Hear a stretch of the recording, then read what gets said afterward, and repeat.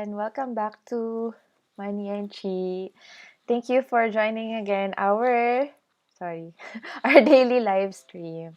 Thank you so much for especially those who are always here every day now. So yesterday we don't have it, but today we are again back. So let's see first who's here. Yan. Hello Vince Bono and thank you for joining again this today. Wise na Macy's. Hello! Thank you for joining.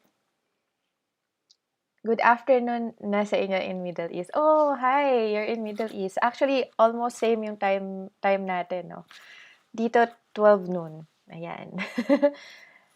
Ayan. So, guys, comment lang kayo if you want na ma-shoutout natin kayo today. Okay? What else? Okay, so yesterday we were not online, pero there's a lot of things going on, no? Especially yesterday, we were able to hit yung target price natin kay BNGO, so that's awesome. We already took profit, but yesterday as well, it went down a little bit. So, pumasok ako ng konti lang. So, if you guys has been bought BNGO when we talked about it before, hopefully you gained already, no? So, congratulations to us. Hello, Jennifer. Welcome back. Thank you for always being here with watching our daily live stream. Okay, so now let's just wait one more minute and then let's start with the daily news.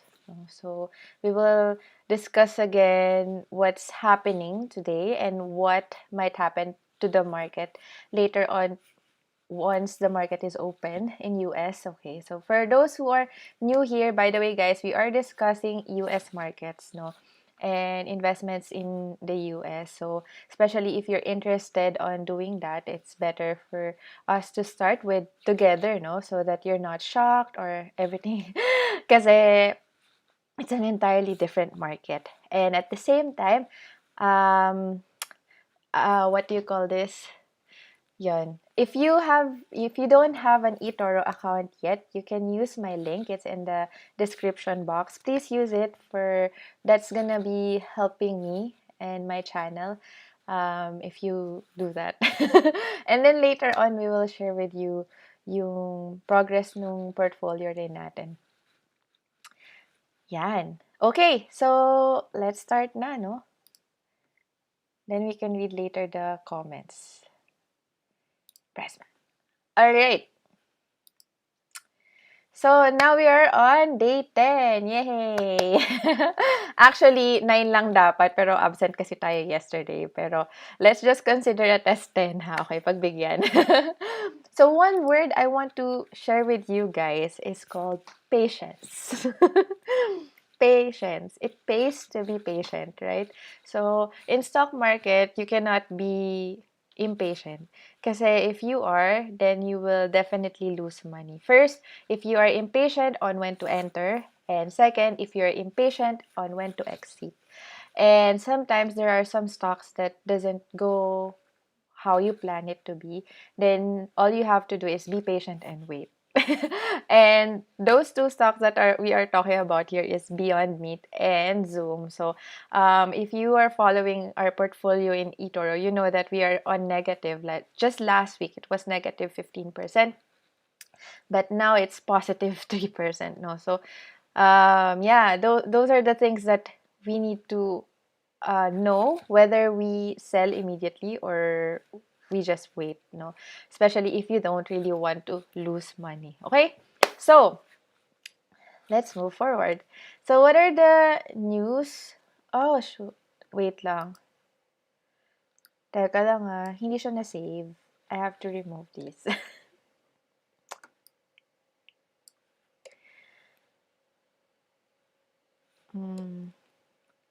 Biden stimulus plan release. Okay, nag-edit pa. Okay, so the first news that we have to talk about is the stimulus plan that Biden released yesterday. So he had this announcement and everybody's waiting for that. And we will tackle one by one what's inside those package, the stimulus package worth 1.9 trillion, I think, or 1.2 trillion. We'll check later. Pero it's kind of really big spending if you look at it, and we'll discuss how will that affect the market later on. No? So after we go through all of this list, then we can focus later on the Biden stimulus. So after the news, by the way, we still have one last session to discuss Etoro platform. So I will teach you some stuff there that you can use. Okay, so let's just go back to the market mover. Then the next one is Tesla losing ground in Europe. Should trouble investors, strategy says. So I like this negative news because that that will give me some chance to enter Tesla, no? And Europe, we already discussed how Chinese market is important in the EV sector, right? But we never talk about Europe. Europe is the one who's been on the lead in terms of EV. So yes, Chinese market is important, but European market is the most important. First, they can afford. Second, the policies are already there. They are pro green, pro environmental friendly things. So they're always ahead in terms of pushing for renewable energy and all that. So the Europe market is very, very, very, very important. And I just want to share with you when we were in because remember I was working in the EV sector before, like 2 years ago or 2 to 3 years ago, and then I went to Norway, and then I was shocked because almost every street has a charging station, so you can just park there and then charge your how do you call this, your electric vehicle. And I was so amazed, like okay, eto na pala yun. So I was shocked by that time because I thought it's just policy, it's not yet realized, it's just all plans. But then again, when you go to Europe, it's already there. It's actually, they can afford Tesla that time, and that time Tesla's so expensive.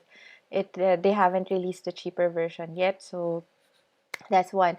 The reason why they are losing ground in Europe is because there's a lot of car companies in Europe, right? And that includes Renault, VG, ano yun? VW, Volkswagen. That's how you pronounce it, Volkswagen. Yeah, and they are hybrids. They are hybrid, electric, and not very electric. Ano tawag doon? May oil, may ano pa rin sila. They still use fuel, pero you can also charge them and become electric. So those are cheaper versions, and they still have less emissions. So yeah, it's more cost efficient for them. That's why they choose that. And that's why Tesla has to really move forward in terms of making its presence in Europe, because we know that Chinese, they're not loyal. They are loyal to co-Chinese companies. So there's a lot of electric vehicles already pushed by, or companies pushed by the Chinese government. There's NIO, there's XPeng, there's Li, there's Baidu is now moving towards doing that as well. So why would China push for Tesla, right? Why would they tell Tesla or help Tesla to get a market in China? I think they're just using Tesla to get that technology, the information, and all that. And then after that, they're gonna kick them out. So I think Tesla has to really work harder on making Europe its primary source. And you know what? NIO is also targeting Europe now. So I hope they don't lose that ground. But anyways, Tesla is always Tesla. It's not just electric vehicle. They also have batteries. They can always supply to other companies. Now they're having gigafactories in Berlin. They have already in USA. So it's still gonna be you know, very forward. It's still gonna be a good company to invest into. But I really like this bad news against it because that will lower the price and that's a good entry point for us. Okay, so I'm still hoping that this affects later. We can see sa pre-market if this affects Tesla in a sense. But again, we're waiting for a correction. No? It's still super high. And we want a correction for Tesla.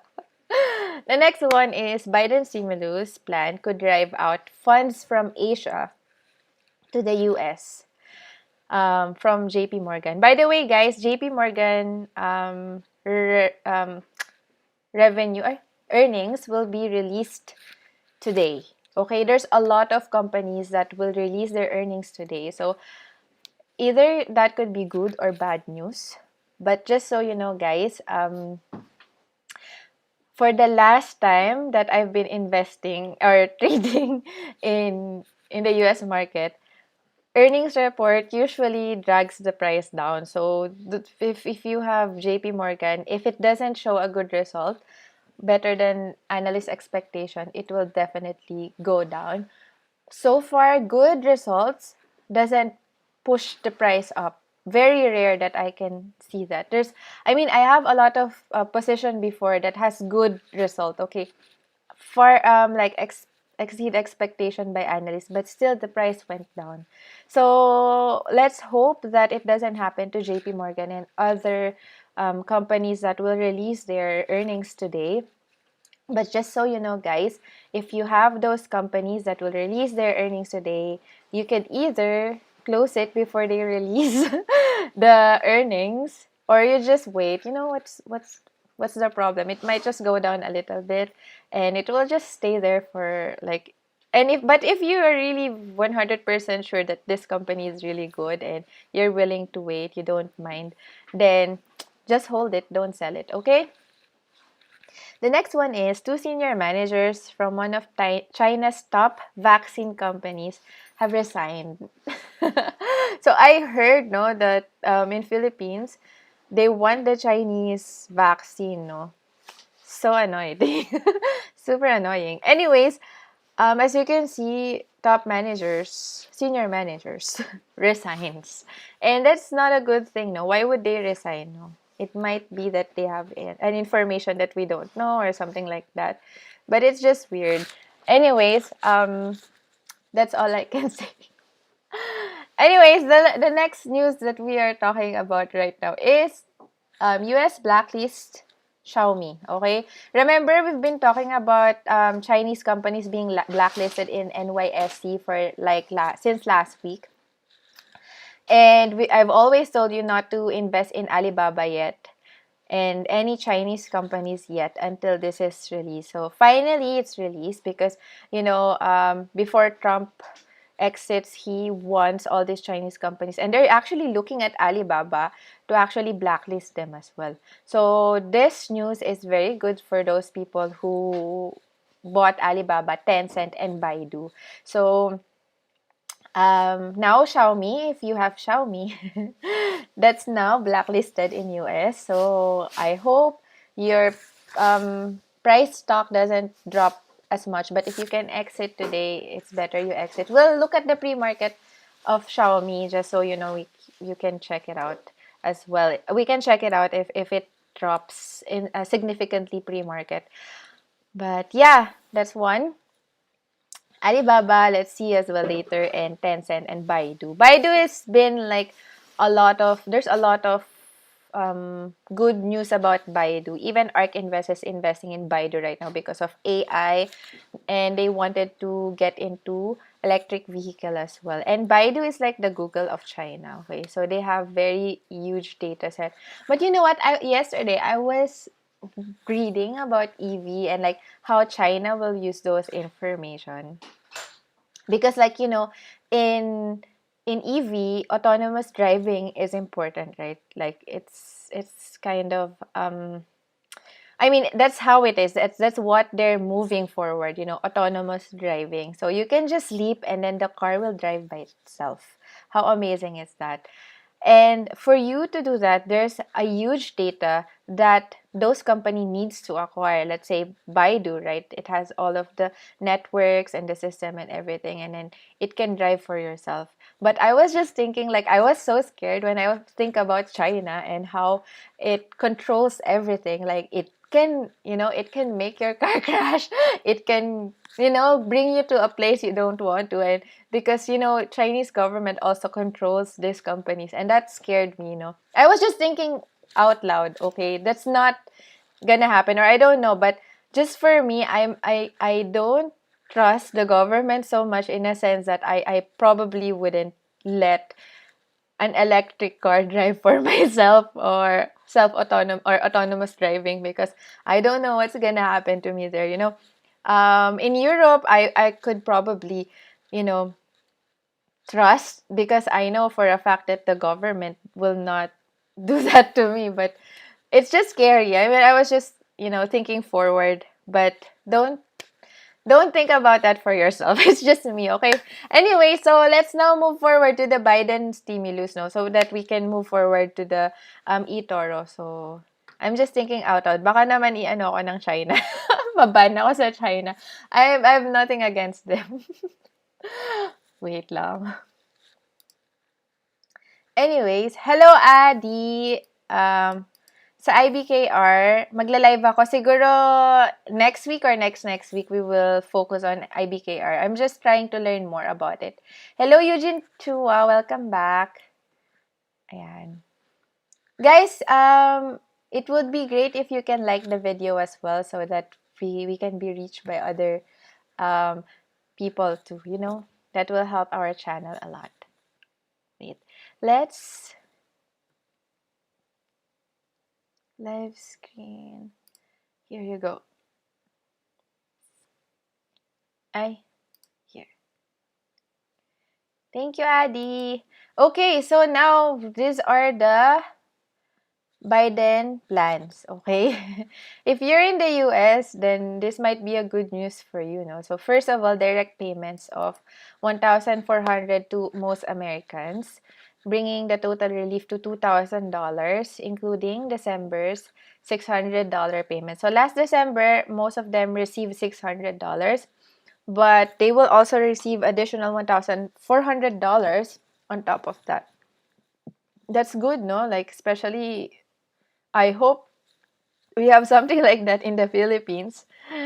After all the taxes that we paid, no? I paid 10 years of taxes, and so far I have nothing. I didn't get anything from the government. Zero. Next one, increasing the federal per week unemployment benefit to $400. So, if they are getting unemployment benefits, so those who doesn't have a job actually can line up and get a paycheck from the government. They paid for that. I think that's an insurance before, and then now it's gonna be increased to plus 400 on top of that. And then they wanted to increase the federal minimum wage to $15 per hour. So yeah, that would be great for everyone. So as you can see, it's more of adding cash to people. And there's a lot of some banks or some hedge funds or some analysts are worried about this, because you're putting too much money to people, and therefore you're increasing their purchasing power or buying capacity. Therefore, it will increase the inflation.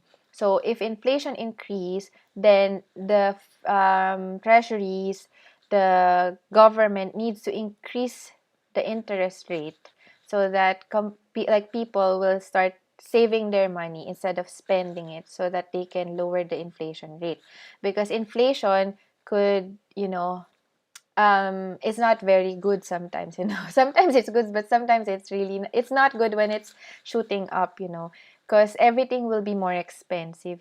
Parang nai-inflate yung price. It's not normal price anymore. So that's not a good thing. Anyway, so they also wanted to expand the eviction and foreclosure moratoriums until the end of September. Also, $350 billion in state and local government aid, $170 billion for K-12 schools and institutions of higher education, $50 billion toward COVID-19 testing. So he also wants, like, for his first 100 days in his office starting January 20, he wants 100 million shots of COVID um, vaccines as well. So that's his plan. Um, $20 billion towards a national vaccine program partnership with states, localities, and tribes, and making the child tax credit fully refundable for the year and increasing the credit to 3,000 per child. So the plan is for first, yeah, anyway, so that's his plan, no? So as you can see, grabe yung spending. So, saan nila kukunin yung pera? That's the question. Where are they getting these funds to give to every Americans, right?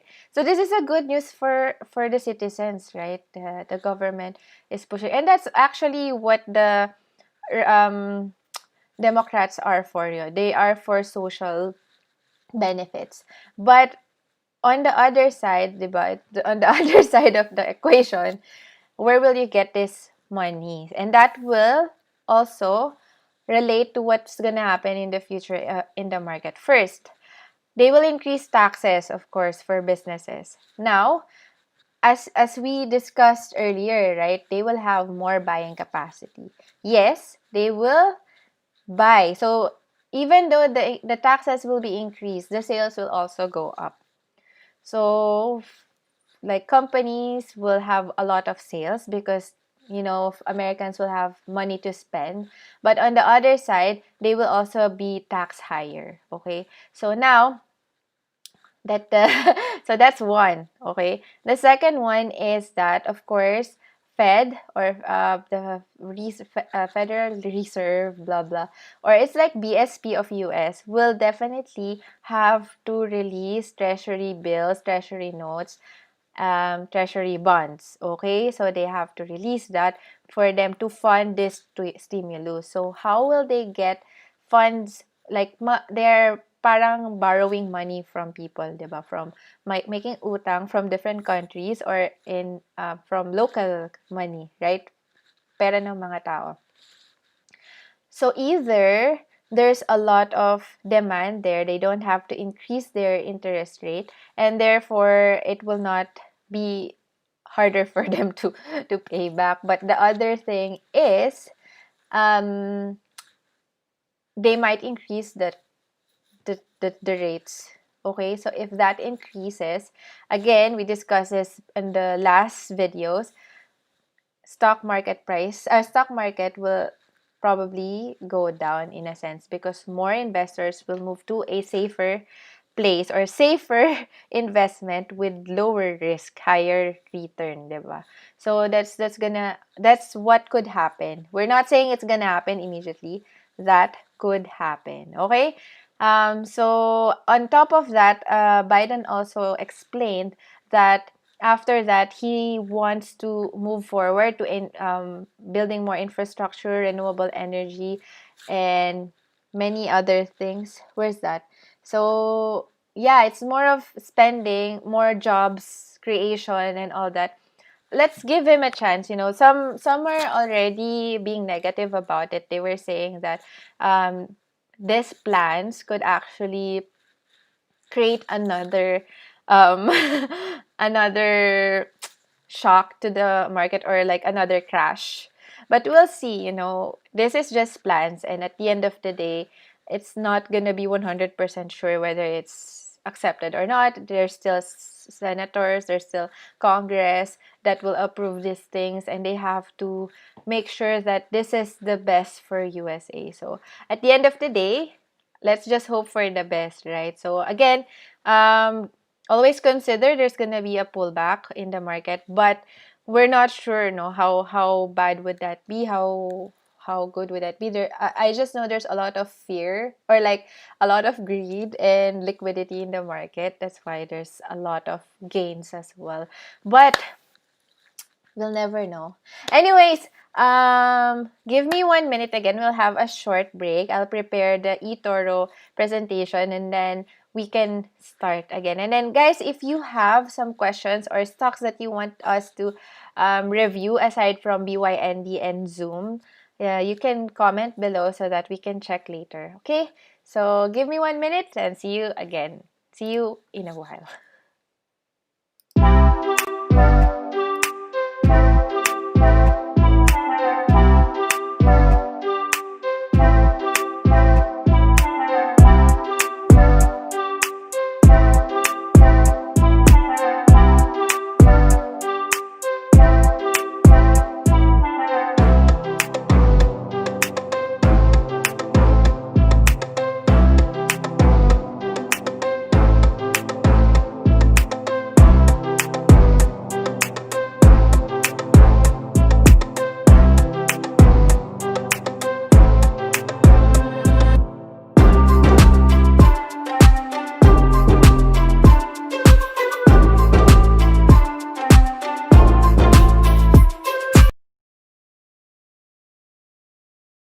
Ayan, welcome back.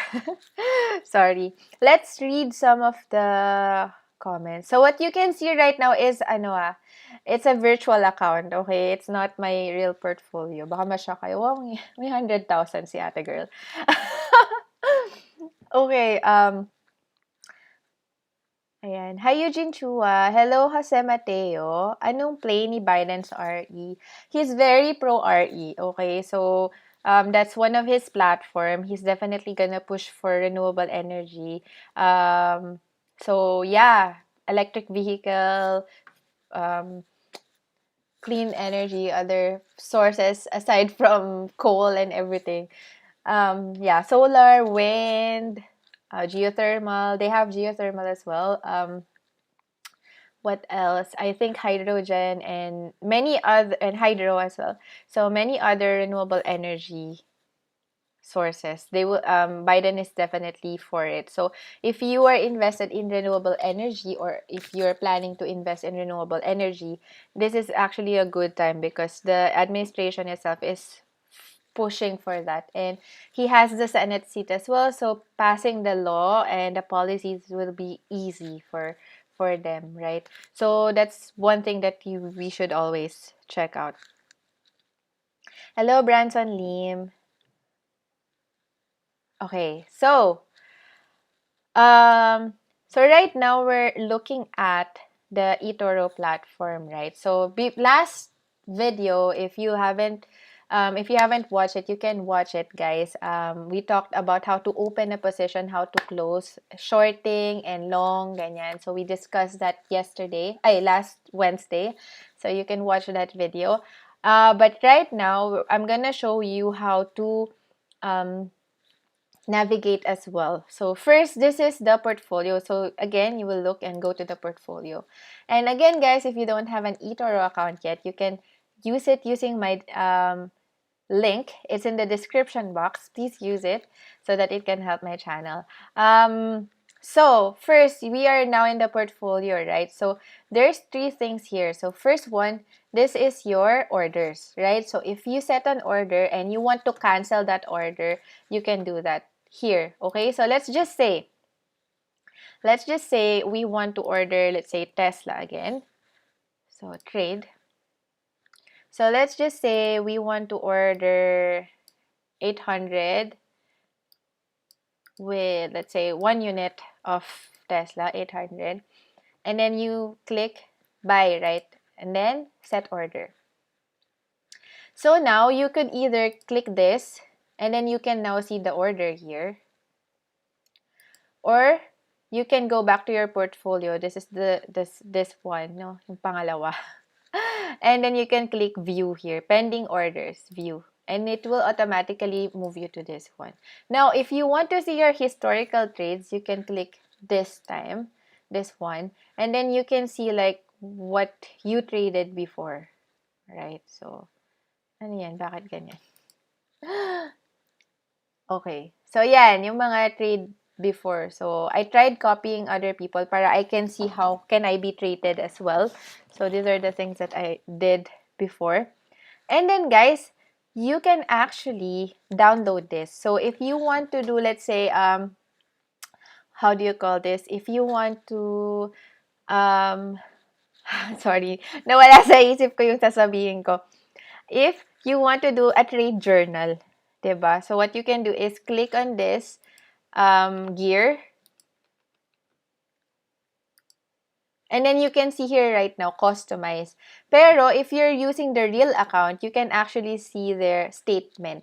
Below the customize is the statement. And then in the statement, you can click that and then you can download it as Excel file. And then you will find all of your transactions. Like let's say you want 1 year transaction. If you want 7 days transaction, it will show there. And then you can download that. And therefore, you can use that now as your how do you call this, trading journal. So you can comment on the side what you did there, why you did that, and all of those things. Because remember, it's very important for you to journal your trades, for you to understand yourself better and how better you should trade, okay? And that helps you a lot on your strategies in the future. And knowing yourself, whether you're getting too emotional on that trade or not. So the next one is we go back to watch list. No? So just click the watch list here. And then once you're in the watch list, let's just say we are checking DJI, the Dow Jones Index. Now, you want to see it in the chart, right? So you click on the gear again and then click Launch Pro Charts. And then from there will be charts. Kasi pro charts nga, diba? So, ayan.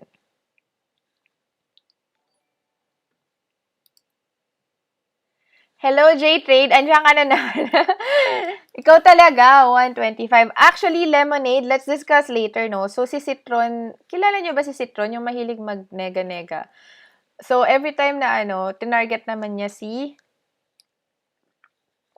lemonade. Ang yaman-yaman talaga ni J-Trades. Thank you for the super chat. You're amazing. I-check natin si lemonade later. So, anyways, first things before we go to the stocks, no, let's just check this pro charts, and then you can see all of the charts are here from different stocks that you had. So you can actually just change the companies. You can click on that specific chart if you want to see, let's just say 6 companies at the same time, 6 charts of those 6 companies at the same time, then you can do this. But you can also do, let's say, I have here Chichi. So this one I use as well. It's like on the left side, this is the day, this is the 5-minute, and then this is 1 minute. So sometimes I want it that way, no? So I can see like the day, the 5-minute, and then the 1 minute. So I know when to buy and sell. And if it's a good today or not today, or maybe tomorrow, ganyan. But if it's today, good sign. I have to wait for an entry point using 5-minute and 1 minute. So those are the things that you can do. You can customize this the way you want, but ProChart is very important, especially when you're monitoring your stocks within the day, So whether or not you're trading daily, actively, or let's say not actively, then you still need to check the charts, okay? Ayan. So, okay, that's done for Etoro. If you have any questions, let me know. So we did like 4 days discussing the Etoro platform. So just let me know if there's some questions. Now we move forward to Jess' question. So let's see.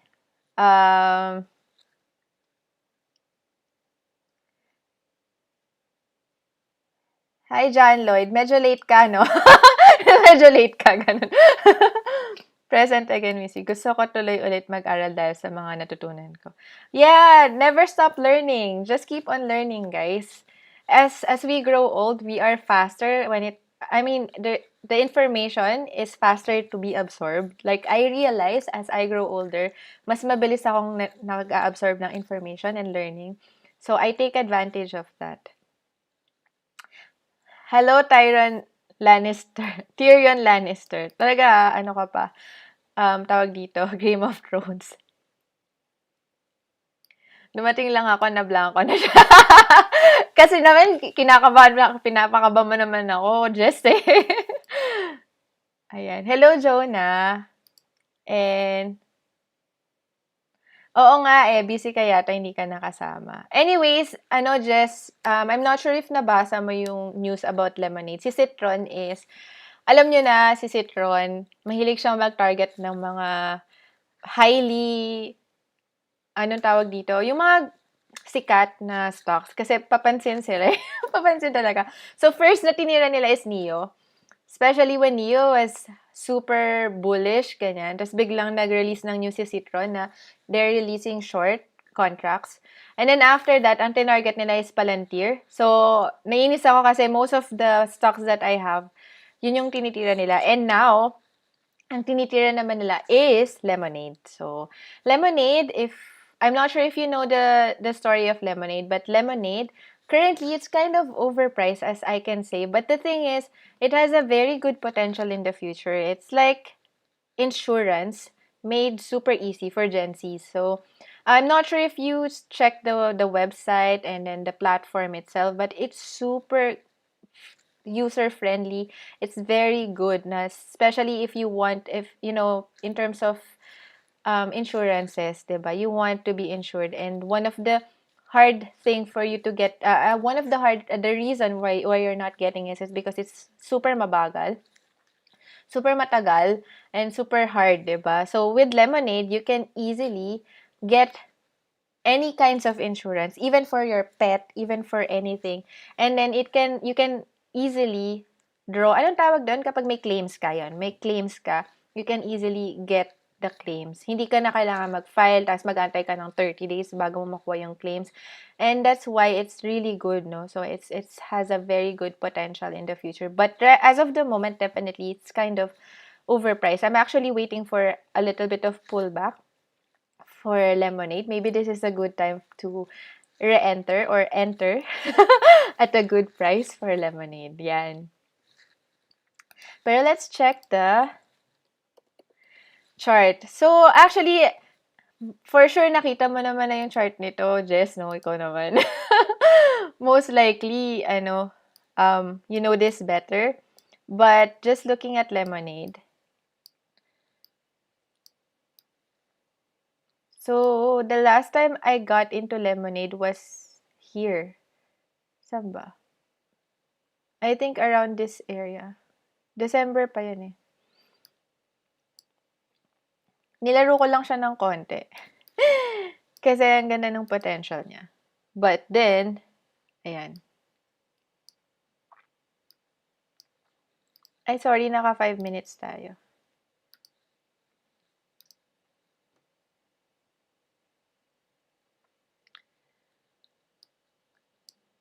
Ayan. So, di ba, ang ganda ng chart niya. Talagang very bullish. And the pre-market is not so bad, you know. Right now, it's touching the 10 EMA. So, maybe this news could bring it to 133, no? That would be a great entry point. Sana pumasok sa 133, no? Tapos bibili tayo. Thanks for letting us know, Jess, no? But right now, it's at its 10. So, either the sentiment is so big, they don't care about Citron.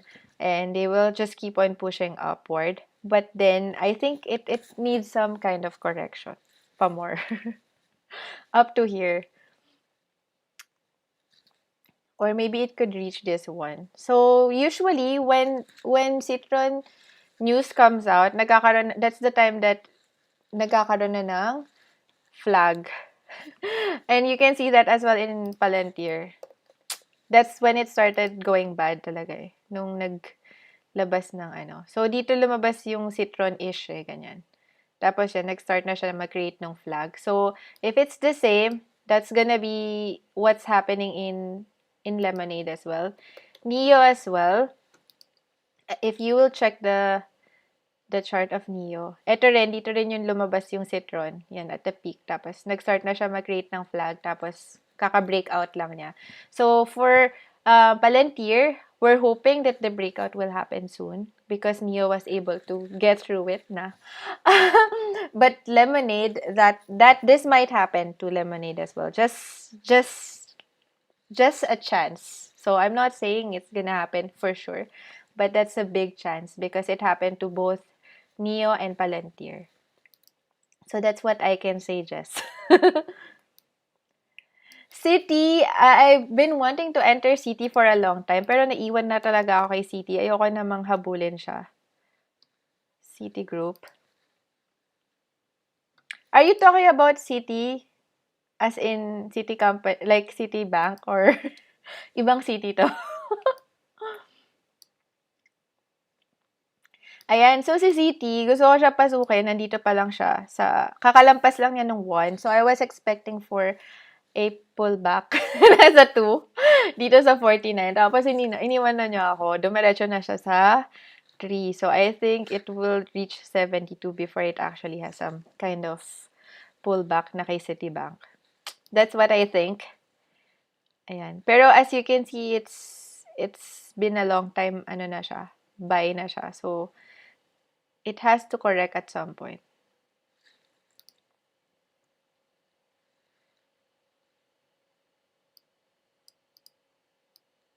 Parang familiar yung yaman mo naman. Invite na kasi natin. Ayoko nga! Baka, oy, kilala naman yata nila yon. Yaman mo naman.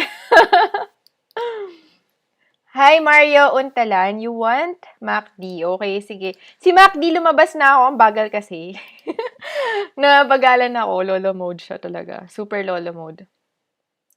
So, andito ako pumasok kay MacD around, saan ba yun? Dito yun. Around December. Nandun pa rin siya. Hindi na siya naka-move on. Wait lang. Ayan. So, pwede tayong bumalik kay MacD kapag malapit-lapit na yung ayan dito ako pumasok. Tapos ngayon, it's lower. Actually, you can enter, if you want. You can buy it below 210. I think that's a good entry point. And if you want to trade within this, support and resistance level, you'll have around 8%, 8% upside. If this, this thing gets, ever na mawala na siya or ma-break out niya tong level na to. As you can see, it's still here. So, just wait for that moment. So, right now, if you're just, at the end of the day, it's still a bullish trend. So, as you can see, right now, the alligator is kind of closing its mouth. So, therefore, there's not much activity. You can buy here and sell here. Pero napakalit naman kasi nung difference, no? So, like, for this one, $4. So, parang, if you like that movement, okay lang, sige, mag 4% ka. Siguro it moves like in 2-3 days, you gain 4%. Tapos, until it breaks out na. But right now, it's a good time to enter in a sense because it's right here at the bottom of this, this new, how do you call this? Support. Okay? And then, from there, you just wait until it breaks out. And then, you can probably see around this 9%, 10%, if it actually hits this one. Pero may konting resistance siguro at this point before it actually breaks out. And then you can probably get a 20% gain. If you're willing to wait within a year, I think this is a good time to enter and then just wait until it reaches 250, then you exit. So it doesn't matter if you're looking at, let's say, 3 months. I think it can reach that amount in 3 months, no? So, yeah, that could be a good one for MACD. MACD. In Australia, they call it MACD. I'm not sure if you know that, guys. Hello, Lawrence Guarano. Thank you so much for the, what do you call this? super chat. Super, super thank you. Grabe, ang yayaman nyo ngayon, ah. Ba't ang yaman nyo? Hello, cutie monster. Adichie. Too late na ba pumasok kay BYND? So, again, I discussed BYND at the beginning of this, no? So, I will show you why it may be not. Kasi guys, eto, bad trip tong si BYND. Dito ako pumasok. Dito. As you can see, 143. Ayan, kung nasan yung line. Ayan, dito. Yan. 138 ako pumasok kay BYND. Thinking that this is actually the bottom of the trend. So, uptrend siya, diba? So, as you can see, it usually goes here yan. So, I draw a very good line upward there. And I was exactly here. And then, I draw this line as well. And it's exactly, I said na, oh, may confluence at this point. I'm sure it will go up. No? So, it doesn't happen. But, at that point, I was thinking, should I close it na? Kasi it broke the trend.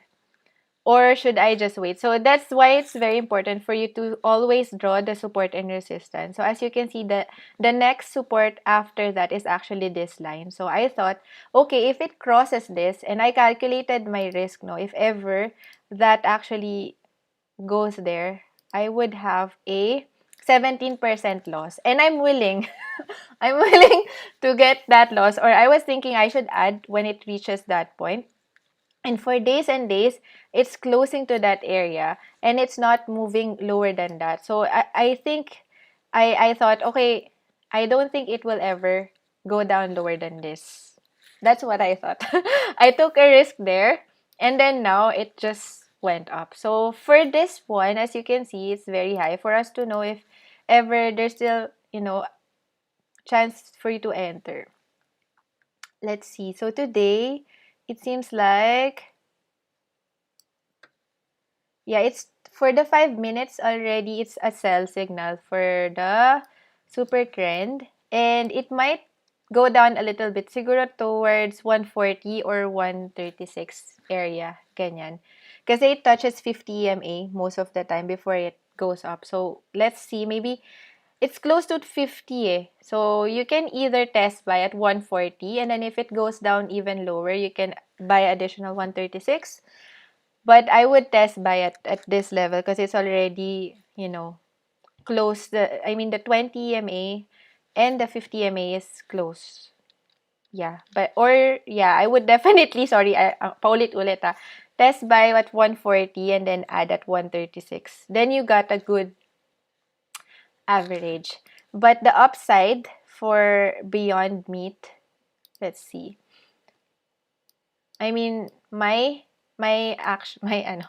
My target, no.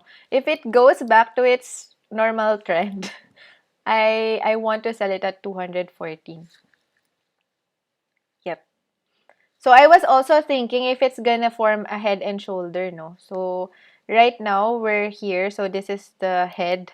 And just be careful, no, if it starts dropping from 169, maybe you should consider taking profit. Because if it forms a head and shoulder, then that's goodbye. Goodbye, Earth na siya. Ganyan. Anyway, so that's for Beyond Me. That's what I think. So for this one, I'm looking at 54% upside.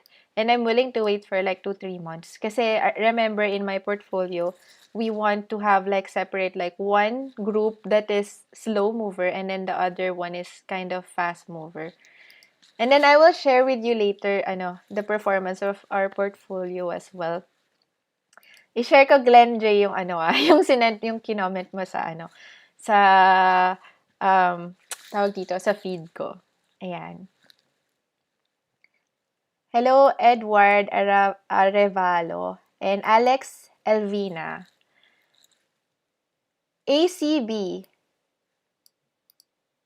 Okay, nag-gain ka kay ACB. Actually, if you also got into Tilray, I think nasa 50% off na siya. Naiinis ako, nagbenta ako ng Tilray. I actually don't want to sell Tilray, pero I don't know bakit ko siya sinal. Nakalimutan ko. Parang may gusto akong bilhin. So, I was thinking, ano ba yung I have to give up for that. I think BNGO or probably JagX or something. So, I sold Tilray. Pero if you bought Tilray, the moment I told you, you probably have around 30 to 40% gain na with Tilray. And ACB, actually, I have like, parang, ilang percent na yung gain natin kay ACB? Mga 6-7% ganyan. Pero sunod na yung aakyat.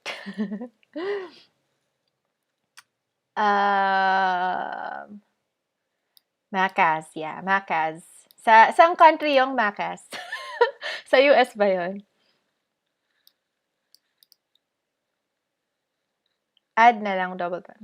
Pa-shoutout po kay Engineer Justin. Gumagamit din siya ng Bill Williams alligator. Hello, Engineer Justin. Ayan. Alligator, pero yung tinuro ni J-Trades na yung EMAs, it's almost similar, no? Parang same siya, pero I use the J-Trades, EMAs. I use that. Follow J-Trades, please, guys. Napakagaling yan. So, as you can see, gumaling ako sa technical analysis dahil kay J-Trades. So, if you want to be better, then you should learn from the best, right? So, let's check Zoom. Uy, tumaas na si Zoom, Jess, finally. Nagrereklamo pa ako kay Jess kasi ano ba yung Zoom na yan, hindi umaangat. Ayan. So, finally, pero yesterday, I was still stressed kasi hindi pa rin niya nabe-break yung trend line eh. So, it still has a potential to actually just stay where it is right now. It can go down again, ha? Pero remember, it already touched the 200 EMA. So, that's already like a bottom, probably, na if it could it could definitely correct at most sa 200 EMA. And sometimes it goes lower, pero you can already take a bet at 200 EMA, especially for company like Zoom, no? So, Zoom is definitely gonna earn a lot during this pandemic. So, lalo na paglabasan ng earnings, they will definitely be those, companies who will be on the top, right? So, as you can see, it already have a good move going up. Pero still, it hasn't broken this trend line. And we are hoping that today it can actually break it. Okay? So once it breaks that, then we can be comfortable enough to say that actually it the bullish trend is continuing na. Okay? So if you want to enter to Zoom, wait a little bit. We need a confirmation that this actually goes up. Siguro beyond this line, which is around 400. So I think the confirmation will go around $400 per share. So that's it, guys, for Zoom. Any more stocks that you want to discuss before we close? Kasi we have 7 minutes left or 6 minutes left, and we can still talk about other stocks that you can check. Oh, by the way, si JagX. I wanna talk about JagX kasi super funny itong si JagX. JagX, by the way, guys, if you haven't invested on it yet before, I actually put some portion of my portfolio here as well. They're the only company that has a diarrhea medicine, FDA approved, just recently FDA approved, diarrhea medicine for HIV people, patients, ganyan. So, it's safe for HIV people. And then yesterday, it was up already. Tapos biglang, nag-drop siya ng mega 25% yata. So, let's see gaano kalaki yung stick nito. Yeah, 28%. So, I think it dropped by 25% from here, yan. In a minute, ganyan, biglang, bam, 25%. Tapos, guys, hindi ako nakabili kasi nung time na yun, dinadiarrhea rin ako. So, sabi ko, bad trip, hindi ako nakabili. Kasi nung nag-drop yun, I don't know the reason bakit biglang nag-drop. I am suspecting there's a huge company that entered. They actually released like a news, and that news is direct, parang investing, parang direct IPO. or direct selling of shares, something like that. But it's not a bad news, no? So some companies, bigger companies, are actually interested on buying Jagex, and that's probably because they have good products coming up. So their return or their earnings actually like 5 times from last year. So it's 5 times higher than last year. So that's a good news, diba? And then they also discuss a merger or acquisition um, in the webinar. So I don't know where the drop is coming from, but I'm thinking that this is actually a good time to enter. But I'm not telling you guys to actually buy it for now because I don't know if it's gonna continue going down or if it's actually gonna rally upward again. So as you can see, this is kind of like a short flag. And it happened in BNGO as well. So remember when we were in BNGO, it was around that area as well when they announced this one, no? Nakapasok tayo around 4. And yesterday, we sold around here, dito sa, it's like around 6, no, 7 point something. Yan. So, we were able to take advantage of that. So, during this fall, yan. So, nagkaroon siya ng short flag. Tapos, yan. We earned around 60% from BNGO, just holding it for few days. So, that's what we're looking at Jagex as well. Might happen. So, if you want, you can put a little bit of your portfolio there. But don't put a lot, ha? Because this is very highly speculative. Although, what I can say is that their drug is already FDA approved. And it's good for HIV people with diarrhea. And hopefully, you don't get diarrhea while buying this as well. So, because I had that. It's so annoying.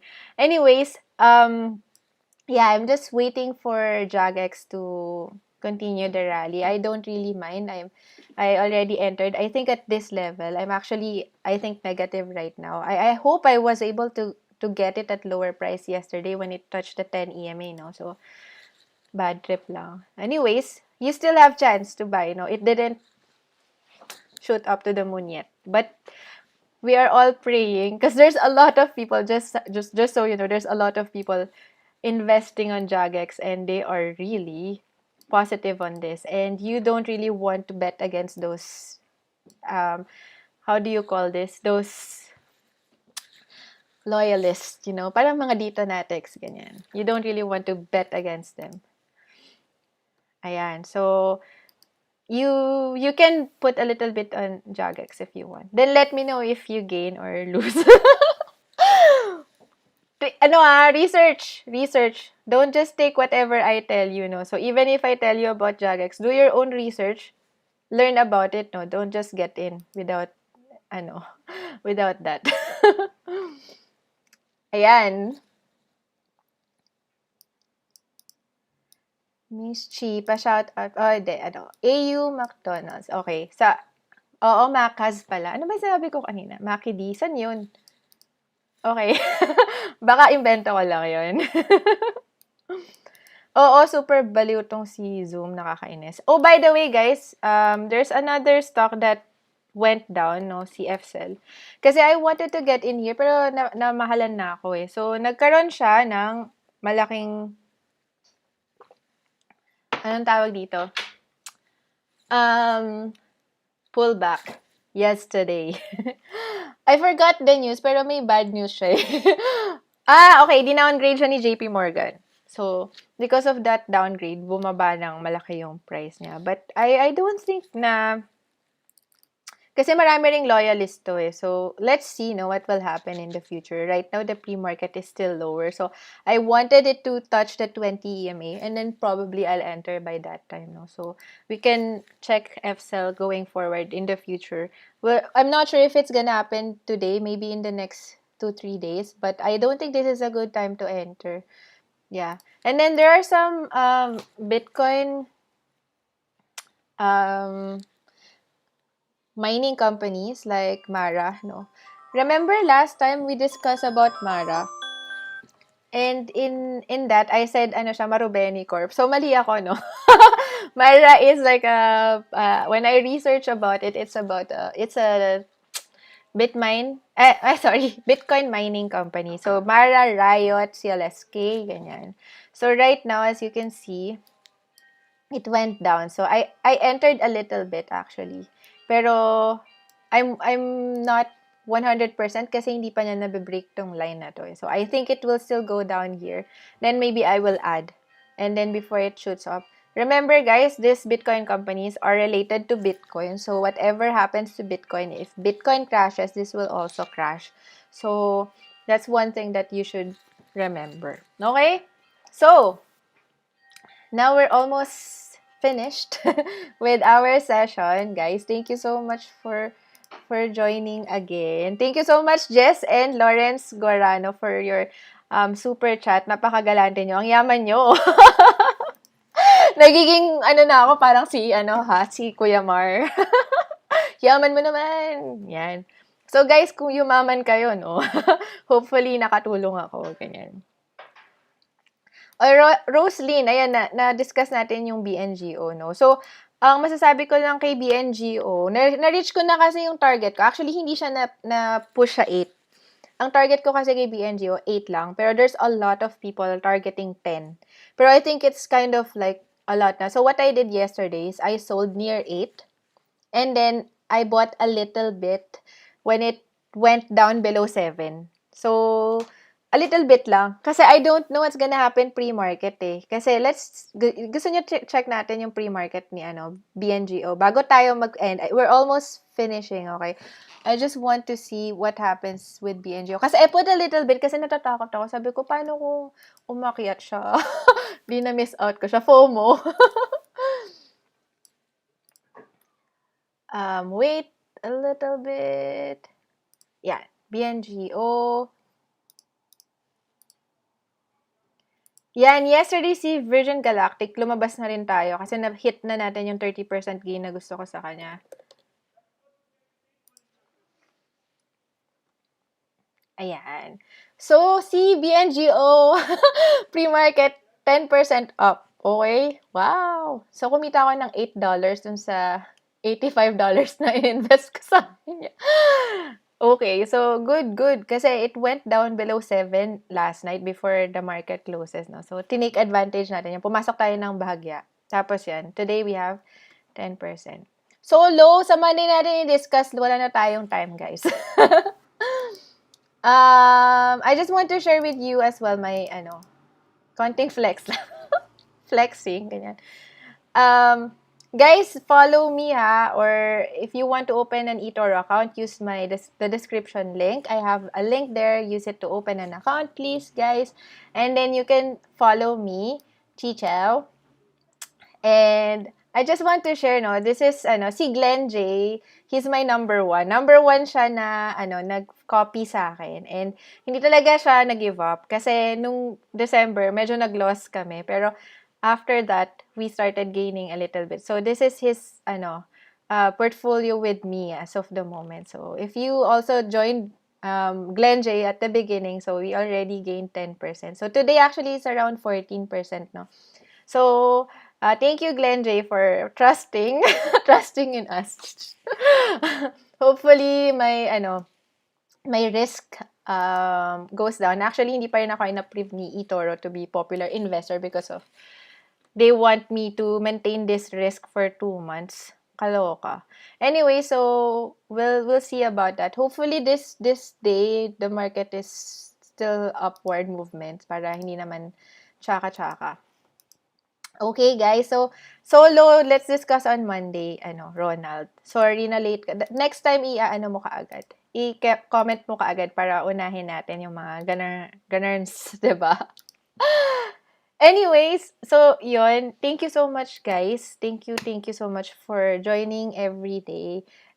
Jess, let me know kung kailan ka available next week, ha? Kasi hindi ka available this Friday. Hindi na ako available yesterday. So, and also, guys, by the way, kino-convert ko pala tong videos into podcast. So, if you want to follow me in Spotify, you can follow me, Jologs.